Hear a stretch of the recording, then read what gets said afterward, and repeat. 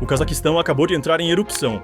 Uma série de pessoas foi às ruas queimando bandeiras chinesas e retratos de Xi Jinping. Efígies de Xi Jinping e a bandeira da China foram queimadas em todo o Cazaquistão. Xi Jinping acreditava que poderia comprar a lealdade da Ásia Central e suas terras com dinheiro. Tudo parecia perfeito no mapa para os estrategistas em Pequim. No entanto, o sonho de $1 trilhão de Xi se transformou em um pesadelo em novembro de 2025, como um fósforo aceso nas ruas de Almaty. Essas chamas que você vê não são um protesto de rua comum. Este é o momento em que o projeto de hegemonia da China na Ásia foi destruído pela raiva do povo. Pequim pensou que estava praticando soft power. No entanto, o povo cazaque viu isso como uma ocupação silenciosa e hoje esse silêncio foi brutalmente quebrado. Mas a história não é apenas sobre um retrato em chamas. Enquanto a fumaça deste incêndio se espalha a milhares de milhas de distância, a fronteira Cazaquistão-Rússia está fechada. Enquanto Moscou e Pequim pensavam que o Cazaquistão era uma certeza, o presidente Tokayev está fazendo acordos de bilhões de dólares com Washington. Para entender esta crise, devemos primeiro olhar para o território do Cazaquistão, para o medo e a raiva que estão crescendo sob ele.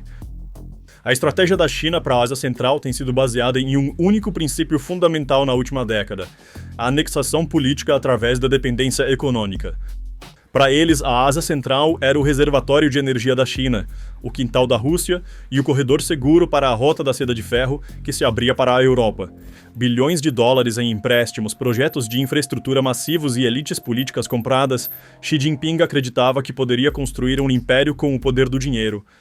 Sob o disfarce da iniciativa do Cinturão e Rota, Pequim não prometeu apenas estradas e pontes ao Cazaquistão.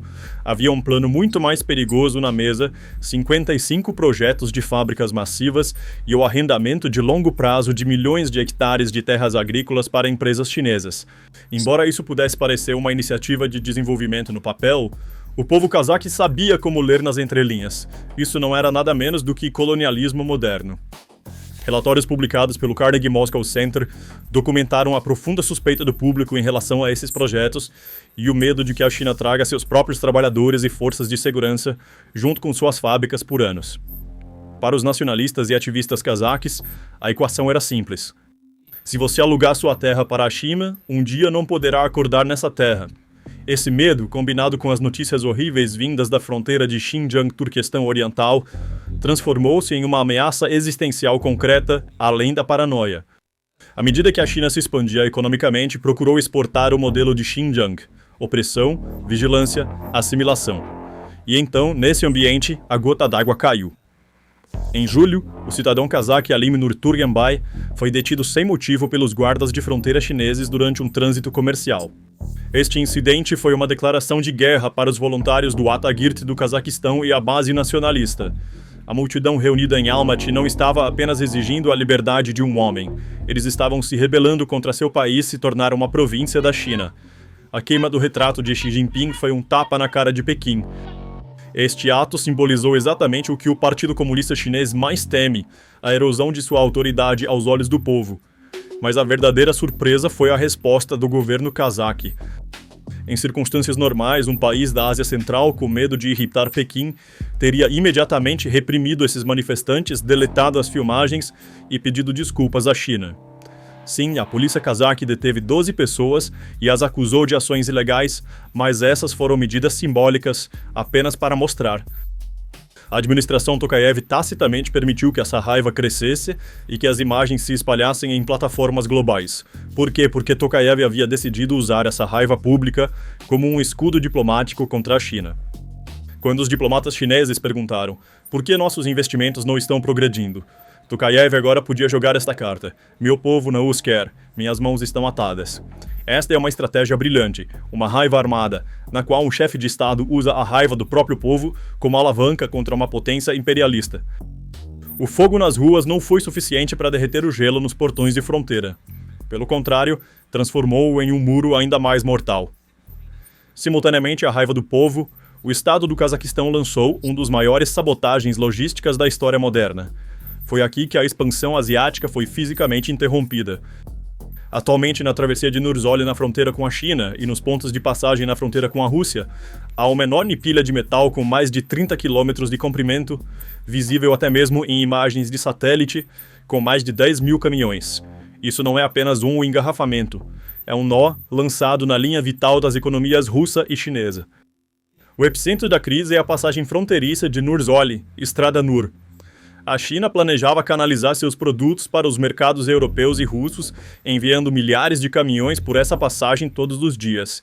No entanto, de acordo com relatórios do The Times of Central Asia, o lado chinês não cumpriu seus próprios compromissos, obstruindo o sistema.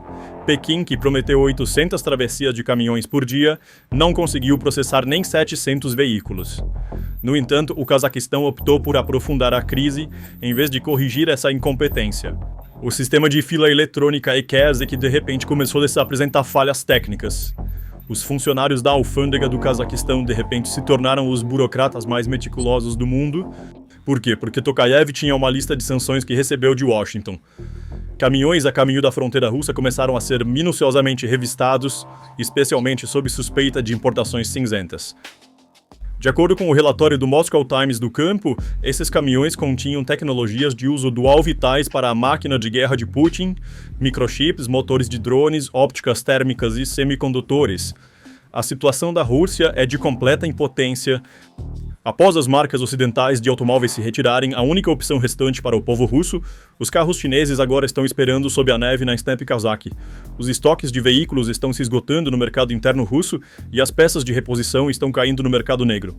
Importadores que se apressaram para escapar dos aumentos de taxas alfandegárias encontraram-se batendo na parede burocrática do Cazaquistão. Esta crise logística também destruiu a credibilidade da iniciativa do Cinturão e Rota da China. Entre compradores europeus e russos, a percepção de que a China envia mercadorias, mas se o Cazaquistão não permitir, as mercadorias não chegam, se consolidou. Tokayev provou para o mundo inteiro que ele controla a torneira do projeto de trilhões de dólares da China. Cada hora que os caminhões não se movem, os exportadores chineses perdem milhões de dólares. As fábricas russas aguardam peças e a raiva do Kremlin se transforma em impotência.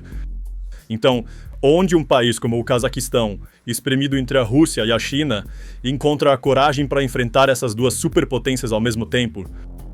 A resposta não está nas ruas de Almaty ou nos portões de fronteira, mas a 10 mil quilômetros de distância em Washington, D.C., no Salão Oval da Casa Branca. O momento dos protestos e da crise fronteiriça nunca é coincidência. Justamente quando esses eventos estavam se desenrolando, o presidente Tokayev estava em uma mesa de negociações histórica nos Estados Unidos. Conforme confirmado pelo Astana Times e Barron's, Tokayev se encontrou com o presidente dos Estados Unidos, Donald Trump, ou sua administração, como parte da cúpula C5N1 e assinou um acordo que mudará a história da Ásia Central. A mensagem dada a Tokayev nesta reunião foi clara: não tema a hegemonia da Rússia. Você não precisa do dinheiro da China. O Ocidente está com você. O pacote de investimento direto de 17 bilhões de dólares e os acordos de parceria estratégica nos setores de energia e logística ofereceram ao Cazaquistão uma visão de um futuro sem a Rússia e a China. Tokayev levou sua política externa multivetorial de longa data para o próximo nível. Ele não estava mais apenas equilibrando, ele estava ativamente escolhendo lados. O plano dos Estados Unidos era abrir uma nova frente em sua estratégia para cercar a Rússia. Tendo desgastado a Rússia militarmente na Ucrânia, o Ocidente agora queria estrangular a Rússia economicamente e logisticamente na Ásia Central. O Cazaquistão era a pedra angular desse plano. A administração Trump deu a Tokayev essa garantia. Aplique as sanções. Pare os bens contrabandeados que vão para a Rússia. Contenha a expansão da China. Garantiremos sua segurança e economia. Para entender os eventos de hoje em Almaty, a preferência do Cazaquistão por Washington e sua coragem de encenar um espetáculo contra a China, devemos nos concentrar nas profundezas da lei de terras do Cazaquistão. A estratégia da China sempre foi insidiosa, vir não com soldados, mas com ações. As raízes da crise remontam a 2016. Naquela época, o governo cazaque anunciou um pacote de reforma agrária, que via como uma saída para a crise econômica. Esta lei permitia que estrangeiros e empresas chinesas arrendassem terras agrícolas por 25 anos. Embora parecesse um investimento no papel, esse movimento era claramente uma tentativa de anexação para o povo cazaque. O medo do povo era racional. Se empresas chinesas vierem, elas trarão milhões de trabalhadores chineses com elas. Após 25 anos, não restará um único cazaque nessa terra. Esse medo desencadeou o maior protesto da história do país em 2016. Cidades de Atiral a Almaty foram mergulhadas no caos, e o governo, incapaz de resistir à pressão pública, foi forçado a suspender a moratória da lei. Mas a China não parou, Em 2019, Pequim voltou, desta vez mudando de tática e chamando de cooperação industrial. O nome do projeto? 55 fábricas. A China anunciou que construiria 55 instalações industriais massivas em várias regiões do Cazaquistão. No entanto, ativistas locais e grupos nacionalistas como o Atajurt revelaram que essas fábricas causariam desastres ambientais e, mais uma vez, abririam a porta para um exército de trabalhadores chineses. O slogan entoado durante os protestos que eclodiram em Janaozen e Almaty em setembro de 2019 foi: "Reparem nossas fábricas antigas. Não queremos as fábricas sujas da China." O pó para o fogo de hoje vinha se acumulando há anos. E, finalmente, a gota d'água. Na semana passada, o sequestro do cidadão cazaque Alimnur Turgenbay por guardas de fronteira chineses. Este incidente fez com que as pessoas que vinham dizendo "eles estão tomando nossa terra desde 2016" dissessem "agora estão tomando nossas vidas." A queima do retrato de Xi Jinping não foi apenas uma resposta a uma pessoa, mas uma resposta coletiva a este expansionismo insidioso que vem ocorrendo desde 2016. Em vez de suprimir essa raiva, a administração Tokayev escolheu usá-la como moeda de troca contra Pequim. Veja, ele disse aos diplomatas chineses: "Meu povo não quer suas 55 fábricas ou suas reivindicações de terra. Não há nada que eu possa fazer." Esta situação é um checkmate estratégico completo para Putin e Xi Jinping do ponto de vista da Rússia. Enquanto Putin está preocupado com a guerra na Ucrânia, ele perdeu seu aliado mais confiável em seu quintal. A aproximação do Cazaquistão com os Estados Unidos sinaliza a morte efetiva da aliança OTSC, Organização do Tratado de Segurança Coletiva, liderada pela Rússia. Atualmente, Putin não tem nem o poder militar, nem o capital político para intervir militarmente no Cazaquistão. Do ponto de vista da China, Xi achava que tinha comprado a Ásia Central da Rússia. No entanto, a visita de Tokayev a Washington mostrou que dinheiro não pode comprar lealdade. Se a China quiser usar a rota transcaspiana, corredor do meio, agora terá que negociar com um Cazaquistão que é aliado dos Estados Unidos. Tokayev está usando a raiva anti-China do seu povo como uma força de consolidação internamente enquanto se aproxima dos Estados Unidos, proteger externamente e redesenhando o mapa geopolítico da Eurásia. Em resumo, o que está acontecendo hoje nas estepes do Cazaquistão não é uma crise local, mas uma mudança tectônica no equilíbrio global de poder. A China aprendeu da maneira difícil como a Rota da Seda, construída a um custo de bilhões de dólares, pode se tornar um beco sem saída por um povo irritado e um líder estrategicamente astuto. Enquanto isso, a Rússia está pagando o preço por sua arrogância imperialista com o rompimento de sua artéria logística mais crítica.